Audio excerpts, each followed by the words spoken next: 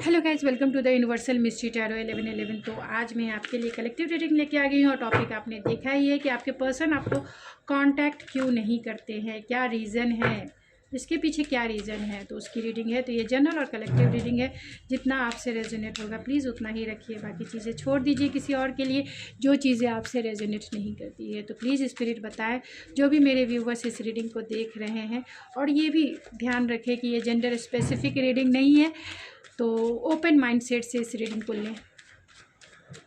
तो please spirit बताएं जो भी मेरे व्यूवर्स इस रीडिंग को देख रहे हैं उनके पर्सन उनसे कांटेक्ट क्यों नहीं करते हैं, कांटेक्ट क्यों नहीं करते हैं, क्या रीज़न है स्पिरिट, क्या रीज़न है,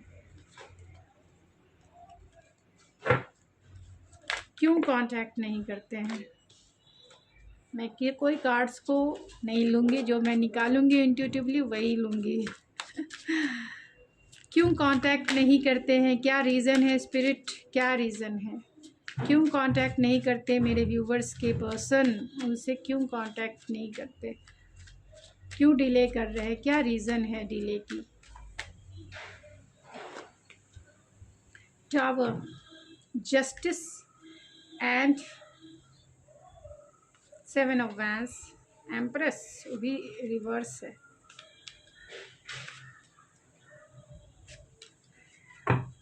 बॉटम ऑफ द डेक है एस ऑफ वैंड्स। तो क्या रीज़न है, यहाँ पे सारे रीजंस ऐसे निकले हैं जो क्या बताऊँ। पहला ओवरऑल एनर्जी की बात की जाए तो यहाँ एस ऑफ वैंड्स की एनर्जी है। तो आपके पर्सन आपसे कांटेक्ट इसीलिए नहीं करते हैं क्योंकि वो नहीं चाहते हैं एक स्टार्ट करना, क्योंकि अभी वो हील नहीं हो पाए हैं। टावर मूवमेंट है तो अभी तक वो टावर मूवमेंट से हील नहीं हो पाए हैं। आप दोनों में जो डिवाइन इंटरवेंस हुआ, आप दोनों में जो ब्लॉकेज सिचुएशन क्रिएट हुआ, या आप दोनों ने एक दूसरे को ब्लॉक कर दिया, घोस्ट कर दिया, ब्रेकअप ले लिया, जो भी आप दोनों के बीच की सिचुएशन थी, उस सिचुएशन से आपके पर्सन जो है हील अभी नहीं हो पाए हैं, अभी भी उस ट्रॉमा में है, अभी भी उस ट्रॉमा में है, हील हो ही नहीं पाए हैं।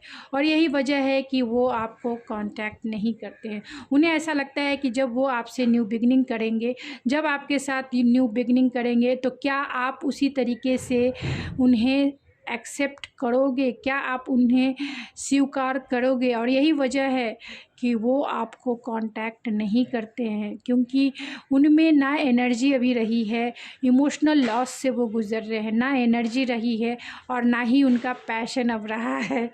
तो कहीं ना कहीं अभी उनकी इस ट्रॉमा से वो निकल नहीं पाए हैं। यानी आप दोनों में नो कांटेक्ट जोन जो हुआ है, जो टावर मूवमेंट क्रिएट हुआ है, उससे वो हील नहीं हो पाए हैं।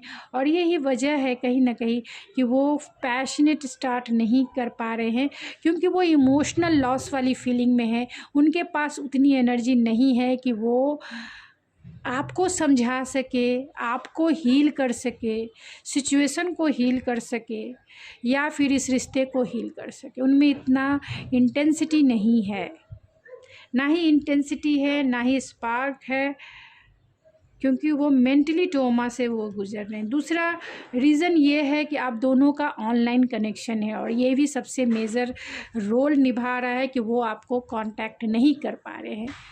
क्योंकि online connection face to face मिलने वाले कनेक्शन से कम इफ़ेक्टिव होता है। जितना आप फेस टू फेस मिल के चीज़ों को सुलझा सकते हैं, चीज़ों को बैठ कर सॉल्व कर सकते हैं, उतना ऑनलाइन नहीं कर सकते हैं। ऑनलाइन कनेक्शन एक तरह से डिटैचमेंट से भरा हुआ रहता है। तो ये पर्सन कहीं ना कहीं डिटैच भी हो सकते हैं, और यही वजह है कि वो आपको कांटेक्ट नहीं करते हैं, क्योंकि वो डिटैच भी हो सकते हैं। दूसरा, आप दोनों का ऑनलाइन कनेक्शन है।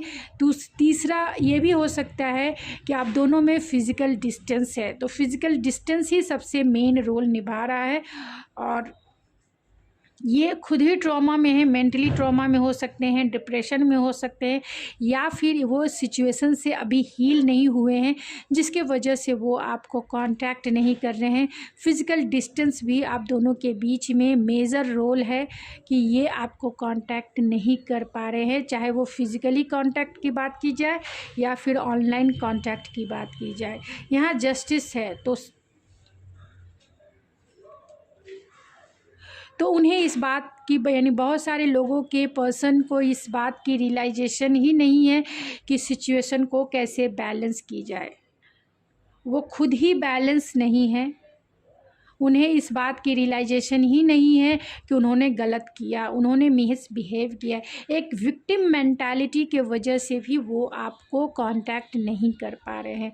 एक विक्टिम, वो खुद को विक्टिम मानते हैं, वो खुद को विक्टिम मानते हैं और यही वजह है कि नहीं कर पा रहे हैं, एक्शन नहीं ले पा रहे। पैशन होने के बावजूद भी वो एक्शन नहीं ले पा रहे हैं। और इसका सबसे बड़ा रीज़न यही रहा कि आपके पर्सन यानी बहुत सारे रेयर हो सकता है, जितना होता है उतना ही रेजोनेट, जितना आपसे रेजोनेट होता है उतना ही लीजिए, और नहीं होता है तो छोड़ दीजिए ये मैसेज को। यानी बहुत सारे लोगों के पर्सन जो हैं पैशनेट हो सकते हैं, एक्शन ओरिएंटेड हो सकते हैं, लेकिन कहीं ना कहीं नॉन कमिटल वाली एनर्जी है, कमिटेड नहीं होना चाहते हैं, कमिटेड रिलेशनशिप में नहीं जाना चाहते हैं। ये मेन रीज़न भी हो सकता है कि आपके पर्सन जो है एक प्लेयर वाली एनर्जी में हो सकते हैं, एक प्लेयर ही एनर्जी इनकी हो सकती है। यानी कि जब इन्होंने शुरुआत में जब इन्होंने आपकी तरफ जो है रिलेशनशिप में आगे बढ़े तो पैशन ही था, स्पार्क ही था, अट्रैक्शन ही था जो उन्होंने आपके साथ रिलेशनशिप बनाने के लिए आगे बढ़े। लेकिन ये कमिटेड रिलेशन यानी कि नॉन कमिटल वाली एनर्जी है, एक सीरियस कमिटमेंट ये नहीं देखते हैं।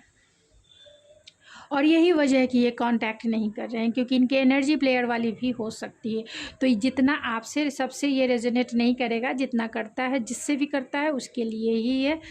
और यहाँ पे है कि आपके पर्सन जो हैं आपको इसलिए भी कांटेक्ट नहीं कर पा रहे हैं क्योंकि वो ग्राउंडेड नहीं है, वो ग्राउंडेड नहीं है, मतलब ईगोइस्टिक हो सकते हैं। ये इंसान बहुत ईगोइस्टिक हो सकते हैं, बहुत इंटेंसिटी यानी स्पार्क हो सकता है, नॉन कमिटल वाली एनर्जी है, अनग्राउंडेड है, अपने आप को विक्टिम भी मानते हैं, ईगो में भी हैं, एंड उन्हें लगता है कि आप सब कुछ करो, आप कांटेक्ट करो,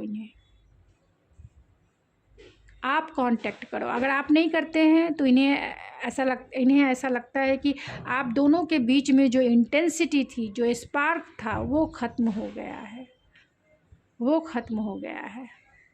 और यहाँ 3 ऑफ पेंटिकल है, तो आप दोनों के सिचुएशन में थर्ड पार्टी सिचुएशन भी हो सकती है।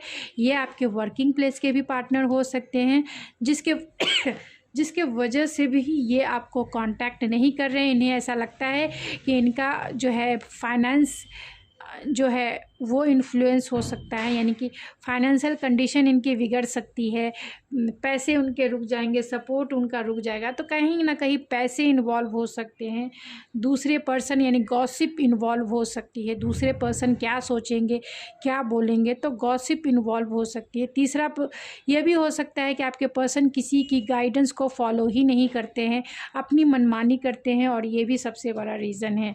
और इस समय में अगर उनकी सिचुएशन ट्रॉमा भरी है तो वो किसी की गाइडेंस भी लेना नहीं चाहते हैं, किसी के साथ हिलना मिलना और अपनी सिचुएशन को ठीक करना भी वो नहीं चाहते हैं। कोलैबोरेट करके जो है अपने फ्रेंड की हेल्प लेना भी नहीं चाहते हैं, यानी किसी भी पर्सन की हेल्प भी नहीं लेना चाहते हैं, चाहे वो फ्रेंड हो, चाहे वो एक अच्छे करीबी हो, इनके किसी की भी हेल्प नहीं लेना चाहते और ना ही किसी की गाइडेंस ये फॉलो करते हैं। यहाँ 8 ऑफ वैंड्स है, तो वही बात है कि ये इंसान जो है इनके बीच का जो स्पार्क था वो कहीं ना कहीं कम हुआ है, क्योंकि ये अपनी मनमानी करने वाले इंसान हो सकते हैं। इन्हें पता है कि इन्हें क्या करना है। ये रोमांटिक हो सकते हैं लेकिन नॉन कमिटल भी हो सकते हैं। जजमेंट है, तो ये चाहते हैं कि ये स्टेप ना ले, खुद ब खुद यूनिवर्स जो है इनके लिए स्टैंड ले, भगवान इनके लिए स्टैंड ले, भगवान भरोसे इन्होंने सब कुछ छोड़ दिया है। यानी कि जिस रिलेशनशिप में इनको एफर्ट्स लगाने हैं उसे वो भगवान भरोसे छोड़ कर रख दिए हैं, और ये वजह है कि वो आपको कांटेक्ट नहीं करते हैं क्योंकि उन्हें रियलाइजेशन नहीं है, वो डिसीज़न नहीं ले पा रहे हैं, और ये सबसे बड़ा मेजर इशू हो सकता है। हीलिंग है तो स्टार का कार्ड है, तो डिस्टेंस ही सबसे मेन रोल है। दूसरी बात, ये मेंटल जो है डिप्रेशन से भी गुजर रहे हो सकते हैं, इनकी स्लीपलेस नाइट भी है, तो ओवर थिंकर भी हो सकते हैं ये, और चीज़ें जो हैं बैलेंस नहीं है, इनका लाइफ जो है बैलेंस नहीं है, ये अपने पावर को नहीं समझ पा रहे हैं, और ये इंसान बैलेंस नहीं है अपनी लाइफ में, और यही वजह है, यानी कि ये इंसान हील नहीं है, इनकी एनर्जी लो वाइब्रेशन वाली है, यही वजह है कि ये इंसान आपकी तरफ एक्शन नहीं ले पा रहे हैं। और क्या रीज़न है, चलिए देख लेते हैं क्या रीज़न है कि वो आपको कांटेक्ट नहीं करते हैं। क्या रीज़न है, क्या रीज़न है स्पिरिट की, जो भी इस रीडिंग को देख रहे हैं उनके पर्सन क्यों कांटेक्ट नहीं करते।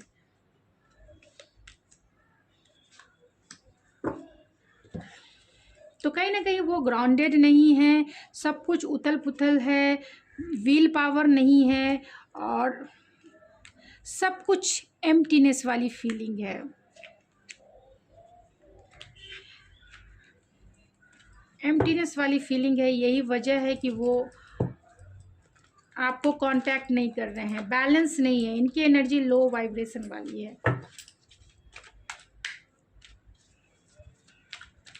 तो क्या रीज़न है स्पिरिट कि मेरे व्यूवर्स के पार्टनर उनको कांटेक्ट नहीं कर रहे, क्या रीज़न है, रीज़न बताइए, रीज़न बताइए स्पिरिट, रीज़न बताइए। तो रीज़न ये है कि आप दोनों की सिचुएशन में थर्ड पार्टी इन्वॉल्व हो सकती है, यानी इन्फ्लुएंस इन्वॉल्व हो सकता है। ये दूसरे लोगों की बातें सुनते होंगे, किसी ने कान भर दिया और उसकी बातें सुनकर जो है वो एक्शन नहीं ले पा रहे, यानी बहुत सारे लोगों के पार्टनर जो हैं इसीलिए एक्शन नहीं ले पा रहे हैं, आपको कांटेक्ट नहीं कर पा रहे हैं।